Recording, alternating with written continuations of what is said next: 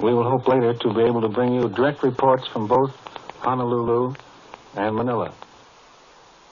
To recapitulate, the White House reported today Japanese air attacks on the Hawaiian Islands and Manila in the Philippines. Here in the studio with me is Major George Fielding Elliott, Columbia's military expert, who will analyze now these latest developments in the Far East. Major Elliott.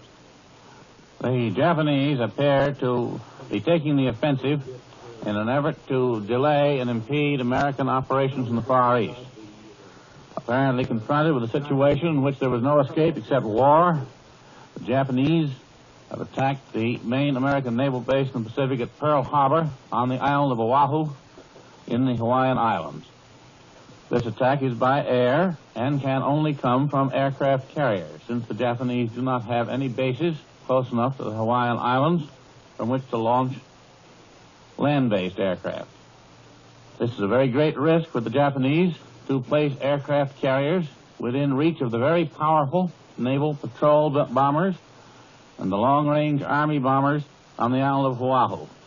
It is a risk which would only be assumed as a very desperate measure, one which may well result in the loss of the carriers that are making the attack, but may also gain for the Japanese important time to carry out operations in the Far East because of the damage that they may inflict on the naval base and shipping in Oahu, and thus delay the proceeding of the United States Pacific Fleet to the Western Pacific. That is probably the Japanese object, and we don't know yet what success they've had in carrying it out. They're expecting to take heavy losses, and these losses may be expected.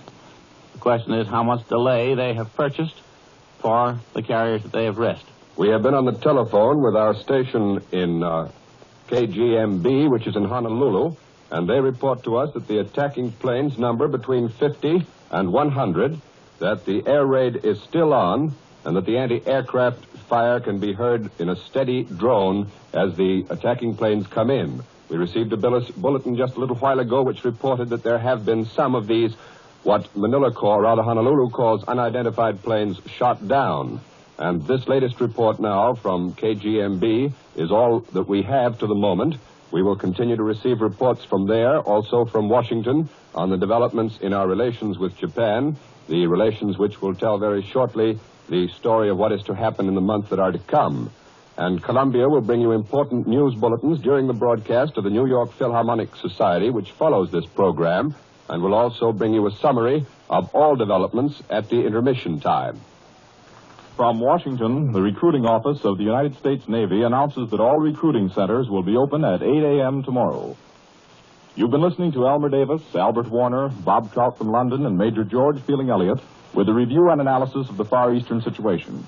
The Wrigley Company has told us that we may interrupt their program at any time to bring you the latest bulletins. But now, we return you to our regularly scheduled program.